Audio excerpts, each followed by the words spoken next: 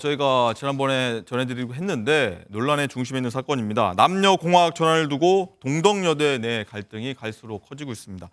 자, 윤정 기자, 이제 네. 가장 좀 저희가 관심 있게 보는 거는 이 시위로 인해 생긴 라커치를 학생들이 학교 곳곳에서 했지 않습니까? 이 부분에 대해서 비용이 얼마나 되는지가 좀 관심사로 약간 좀 비교가 있긴 한데 한 온라인 커뮤니티에 이 비용이 어마어마하다 이런 내용이 올라왔다면서요? 네, 그렇습니다. 한 누리꾼이 지난 1일에 이 온라인 커뮤니티에 올린 내용인데요.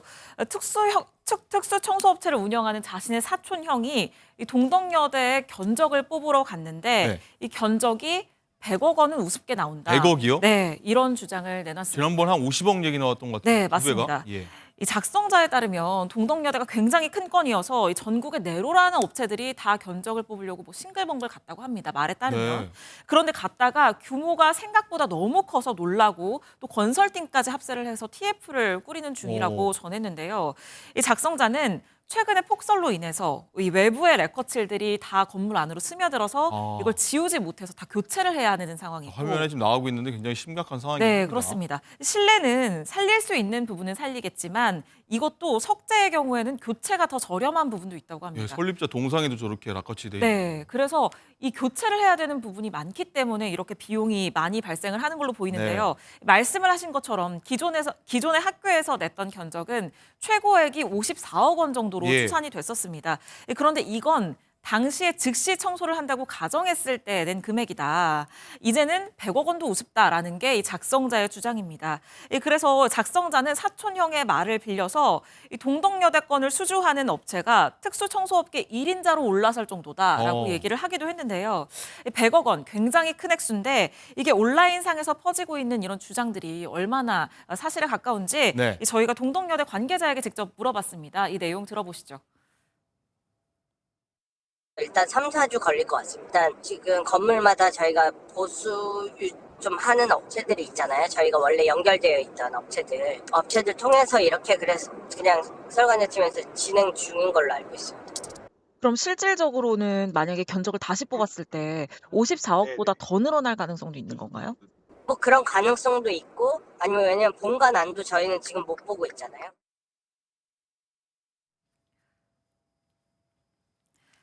네, 지금 들어보시면 이 예전에 뽑았던 견적이 최고액이 54억 원 정도인데 지금 학교에서는 본관 안으로는 들어가지 못하고 있는 상태입니다. 학생들 한 15명에서 25명 정도가 본관을 점거하고 있기 때문에 본관 내부의 상태를 보지 못해서 정확하게 견적을 뽑지 못했다. 그리고 견적 업체를 새로 부르거나 한 건 아닌 것으로 보여지고요.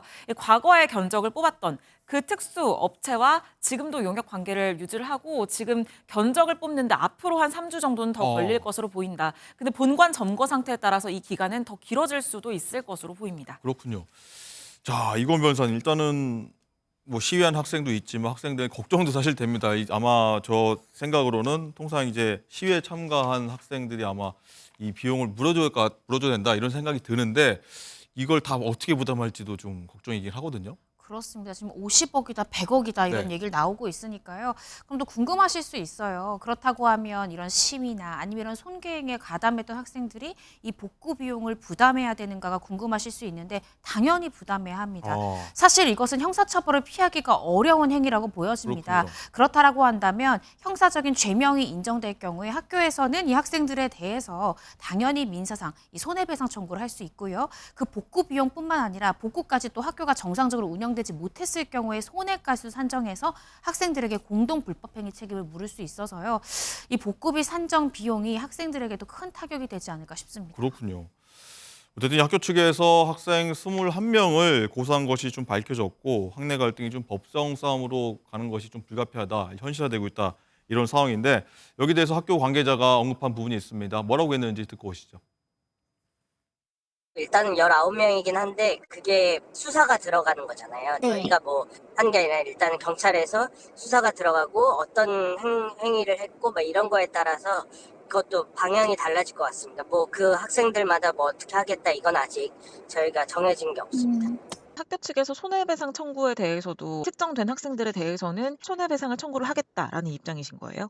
일단은 지금은 책임을 꼭 져야 한다 이거를 예전에 저희가 총장님 입장문부터 말은 했었잖아요. 그래서 그 추정액도 학생들이 사실 확인을 현재 어떻게 진행되고 있고 정말 지금 너무 안 좋은 상황이라는 걸 보여주기 위해서도 있었기 때문에 일단은 책임은 져야 한다고 생각하는 입장입니다. 네, 이 21명 학생 고소 그리고 11명이 신원이 특정돼 있다. 근데 이 피해 복구가 100억 원이 넘는다. 그럼 한 명당 대략 수억 원씩을 일단 내야 되는 상황인데 윤정 기자, 어쨌든 양측 총학생회와 학교 측이 일단 의견을 굽히지 않고 있는데 쉽게 빨리 해결되지는 않을 것 같습니다. 어려울 것 같아요. 네, 지금 현재 강대강 대치를 이어가고 있습니다. 이 지난 주말 동덕여대 총학생회는 본관에서 철수하는 조건을 몇 가지 제시를 했는데요. 네. 이 학교 측에서 남녀공학 전환 논의에 대해서 사과할 것, 또 기존에 지금 수업을 거부하고 있는 학생들에 대해서 출결을 정상화하는 것 등을 요구했습니다. 네. 그런데 여기에 대해서 학교 측은 어처구니가 없는 상황이다라면서 조목조목 반박하고 나섰습니다. 물러설 뜻이 전혀 없다는 건데요. 이 대학 본부 측은 수십억 원에 이르는 재산적인 손해와 대학의 위상 추락, 또 시위에 참여하지 않은 학생들에 대한 사회적 편견과 취업상의 불이익 등 이번 불법 행위로 인해서 피해가 상상할 수 없을 정도다라고 지적했습니다. 그러면서 대학은 총학생회를 비롯해서 주동 학생들에 대해서 그 책임을 엄격하게 묻겠다. 전거가 길어질수록 그 책임도 무거워질 것이다. 이렇게 강조했습니다. 네, 양쪽에 보니까 어느 하나 이제 물러서기 힘든 상황 같은데, 자, 이건 변호사님, 어쨌든 학교 쪽에서 고소장을 학생들한테 좀 접수를 했는데 혐의를 보면은 구체적으로 어떤 것들이 있습니까? 여러 가지 혐의가 적용될 것으로 보여지는데요. 일단은 공동 재물 손괴가 성립이 될 것이고요. 또 공동 건조물 침입, 또 업무 방해, 위력으로 지금 학교의 운영 업무를 방해하고 있지 않습니까? 업무 방해도 충분히 성립할 수 있을 것으로 보여집니다. 뿐만 아니라 지금 퇴거를 요구하고 있는데도 여러 명이 점거를 하면서 퇴거하고 있지 않기 때문에 공동 퇴거 불응죄 등 여러 가지 혐의가 적용될 것으로 보여집니다. 네, 근데 또 학교에서 입장문 낸 거 보니까 명예실추로 이제 취업상에 좀 불이익이 있을 거다 이런 뉘앙스의 내용이 담겨졌다고 해서 좀 논란인데, 어떻게 보면 기업에서 대학생 좀 편견 갖고 사람 뽑지 않는 거 보면은 여기 보면 노동법 위반 아니냐 이런 좀 말이 있을 수 있을 것 같아요. 그러니까 학교에서는 지금 점거하고 있는 총학생회에 학교 위상이 떨어지면 이 시위에 참가하지 않았던 학생들마저도 우리 대학 출신이라고 취업해서 불이익 받는 거에 대해서 어떻게 책임질 거냐라는 뉘앙스의 이야기거든요. 그런데 만약에 정말로 어떤 취업 과정에서 기업에서 이 동덕여대 출신 이 지원자를 배제한다라고 하면 어떤 법에 혹시 저촉되진 않을까 궁금하실 수 있는데요. 네. 결론적으로는 저촉될 가능성이 굉장히 적습니다. 왜 그러냐면 이건 남녀 차별이 아니라요. 이 특정 대학을 배제하는 것이기 때문에 어떤 남녀 관련한 이 평등법에 의거하더라도 성차별이 아니라 이 특정 학교를 특정한 이유로 배제한다라는 것을 네. 단순히 성차별로 또 우리가 비화시킬 수는 없거든요. 그렇기 때문에 이 부분에 대한 저촉도 해당하지 않을 것으로 보여지고요. 근로기준법 같은 경우에도 채용 전 단계의 어떤 차별을 규율하는 법은 아닙니다.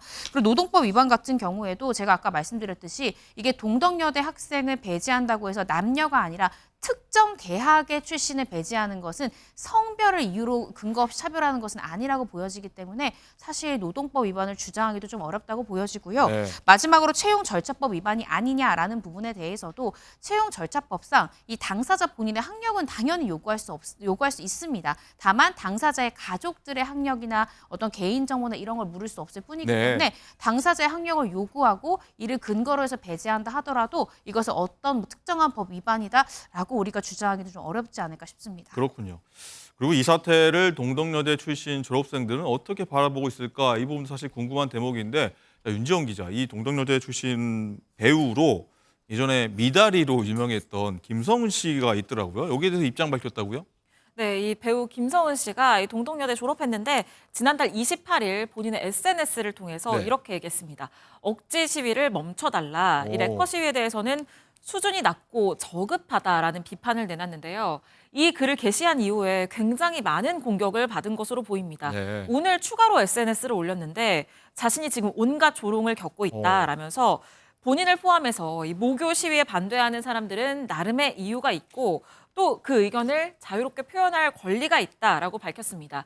그러면서 법적 대응을 시사하기도 했는데요. 학교나 자신에게 이 법에 어긋나는 부분은 결국 판결을 통해서 밝혀질 것이다라고 덧붙였습니다. 알겠습니다. 빨리 좀 원만하게 사태가 좀 해결될 것 같은데 듣다 보니까 좀 장기화될 수 있을 것 같다 이런 생각이 듭니다.